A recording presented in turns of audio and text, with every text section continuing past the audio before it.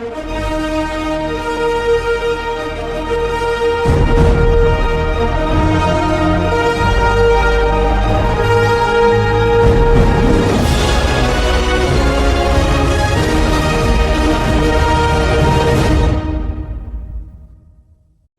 morning and welcome to the Morning Report. My name is Willie Lawson. Now, for decades, the United States has been arguing about immigration like a couple fighting in public. It's been loud, it's been emotional, and it's going absolutely nowhere. One side says no borders is compassion. The other side says close the gates. Well, as it turns out, both sides are wrong. And both sides know it. That's the crazy part, right? Because what we actually have now is an immigration system. It's a leaky, incentive driven chaos machine that rewards rule breaking, it punishes honesty, and slowly dissolves the idea of what is it means to be an American. So today, I want to lay out a serious proposal. It's not a slogan, not a chant, not a bumper sticker, but I call it the decade of assimilation. Because I believe that assimilation is a huge part of our problem. No, it used to be, actually still is, that the United States is one of the few places that you could move to and become an American. If you move to France and set your life up in France, you will never be a Frenchman. If you move your life to Norway, you will never be Norwegian or Swedish or Greek or German or Brazilian or Chilean or Chinese or Japanese, Korean, Indian. But if you come here and you raise your hand and you say the oath, you have become an American. You can't go to Mexico and become Mexican. You can't go to Canada and be Canadian. You can come here, raise your hand, say the oath, and become an American. It's a very special thing. It's a very different thing. And in doing that, you start the process of assimilation, of becoming an American. That's what I want to talk about. 10 years. No new permanent immigration pipelines, limited lawful guest visas and work and study visas, real enforcement on those visas, very clear expectations. And this part matters a lot. No more anchor babies. No more anchor babies. And it's not because we hate immigrants. No, because a nation that refuses to decide who joins will eventually stop being a nation at all. Let's talk about this like grown-ups. America used to believe something very simple. If you come here, you become one of us. Not one of us eventually. Not one of us while keeping one foot out the door. Become one of us. You learned the language. You worked. You followed the law. You raised your kids as Americans, not guests, not exiles, not political pawns. The system worked because it had clarity. And we did three things: quietly, cowardly, and without a vote. First, we expanded immigration faster than our ability to integrate people. Schools, courts, housing, and communities were told just to adapt. They couldn't. Second, we stopped enforcing the law consistently. not compassionately, selectively. Third, we turned birthright citizenship into a strategic loophole. Now, birthright citizenship were for the children of slaves, right? Do we have any disagreement on why we have birthright citizenship?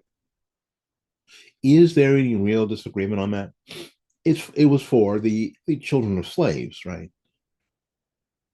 So now if you can stay here long enough and have a kid, even illegally, the system eventually bends in your favor.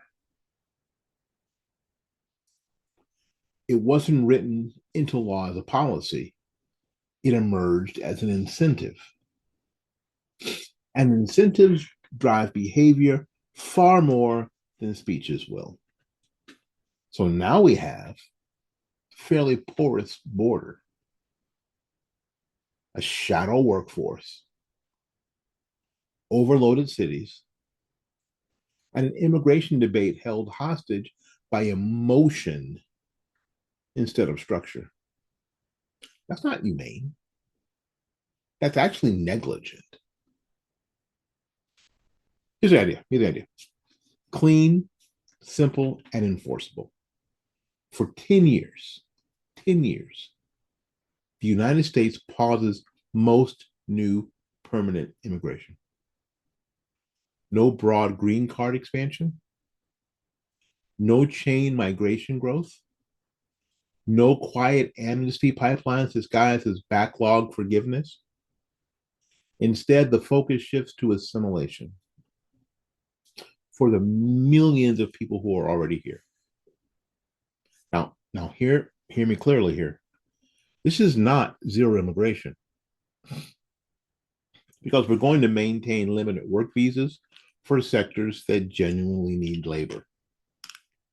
We're going to continue student visas for higher education and research. We're going to maintain narrow national interest exceptions for truly exceptional cases. But those visas are temporary. Let me help you with this. Those visas are temporary. They are tracked, they are enforced, and they are honest. You come, you study or work. You leave unless you qualify through a clear, narrow, merit-based, permanent path. That's it. No fuzziness. No wink, nod, nod, wink, wink, nod, nod, overstays. No, everyone knows how this really works. Because once the rules are unclear, the system will collapse.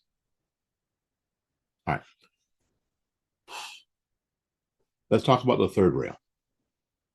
And yes, we're touching it, we're grabbing it, we're jumping onto the track and holding on to it. Ending automatic birthright citizenship for children of illegal entrants and visa overstays. Ending automatic birthright citizenship for children of illegal entrants and visa overstays. And this isn't about babies. Babies don't run immigration policy. This is about incentives. Right now, the strongest long-term incentives to stay illegally isn't wages. It's leverage. Have a kid. Anchor the family. Delay enforcement. And wait for the next political swing. If we remove that incentive, the entire equation changes. Temporary visas become truly temporary. Overstaying stops paying. If you're supposed to be here 2 years and it's 2 years and 2 months, you're out. What the hell are you doing here? And there's a penalty attached to that. Chain migration pressures collapse. And citizenship regains its meaning. Now, let me say this very clearly. Citizenship should be at the end of a lawful journey. Citizenship should be at the end of a lawful journey, not a geographic accident. That's not radical. That's how most of the developed world operates. Ending anchor babies doesn't create an underclass. A fuzzy, unenforced system creates an underclass. Clear rules create compliance. Now, here's now I can already see this in the comments. The economy will collapse. No, it won't, but it will adjust. An adjustment always makes entrenched interests uncomfortable. Here's what actually happens. Low wage sectors face upward wage pressure. Some prices may rise, especially food, housing, and services. But here's what happens. Uh, Employers will automate faster because automation is a thing. It's going to happen. And they'll have to compete for workers honestly. They'll have to invest in productivity instead of lobbying.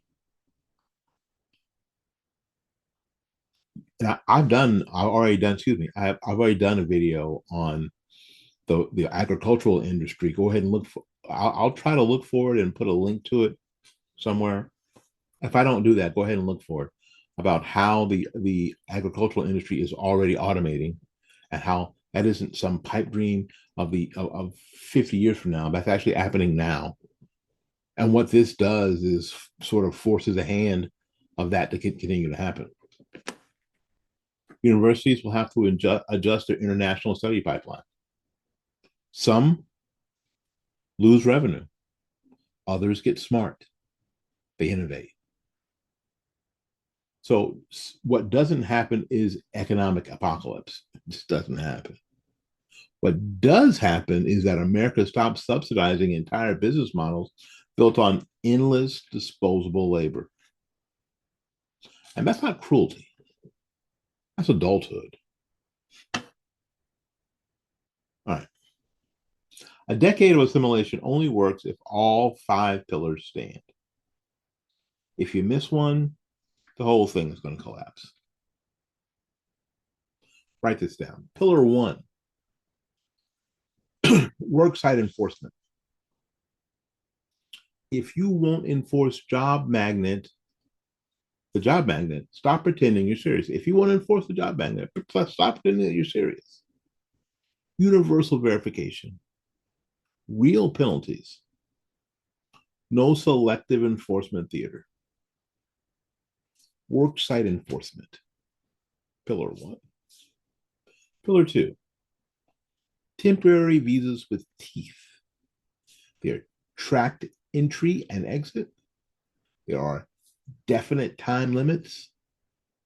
Real consequences for overstays.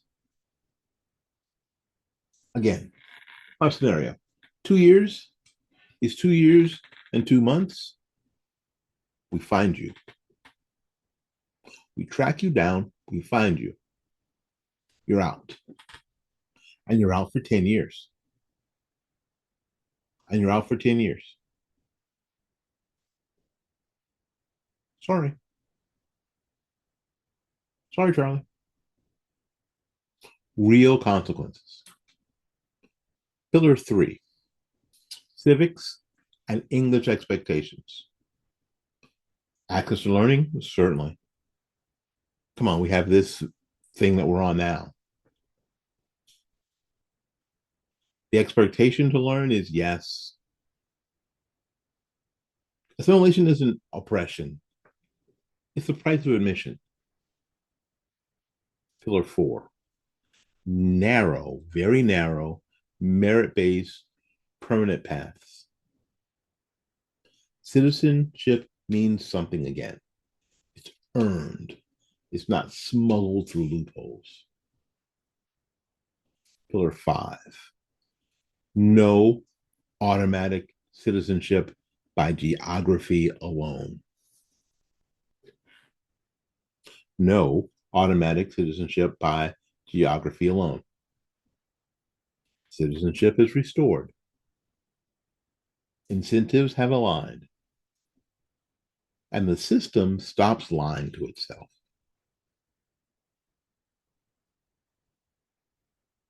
Now, there will be winners, and there will be losers. The winners are American workers at the lower end of the wage scale. Communities overwhelmed by rapid churn, especially on the border. Schools and courts desperate for breathing room, especially in those places where there are just too many. Legal immigrants who did it the right way. And civic unity itself. Losers are industries addicted to cheap labor. Those politicians who thrive on chaos. They need the chaos to have a platform. And universities who treated visas like ATMs. Activists who prefer moral theater to solutions. All going to be losers. Because good policy always upsets somebody.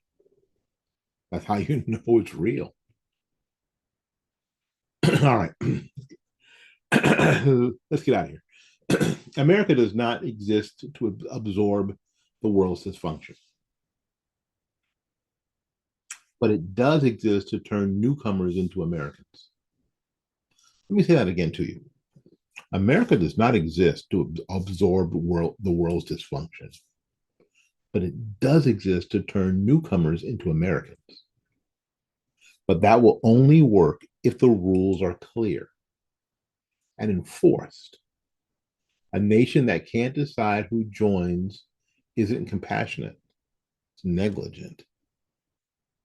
A decade of assimilation isn't anti immigrant, it's pro nation. And without a nation, none of the rest of this matters. And without a nation, none of the rest of this matters. My name is Willie Lawson. This has been the Morning Report. Until we see you again, go out there and learn something, love somebody, and for goodness sakes, y'all take care of yourself. We'll see you when we see you. Bye now.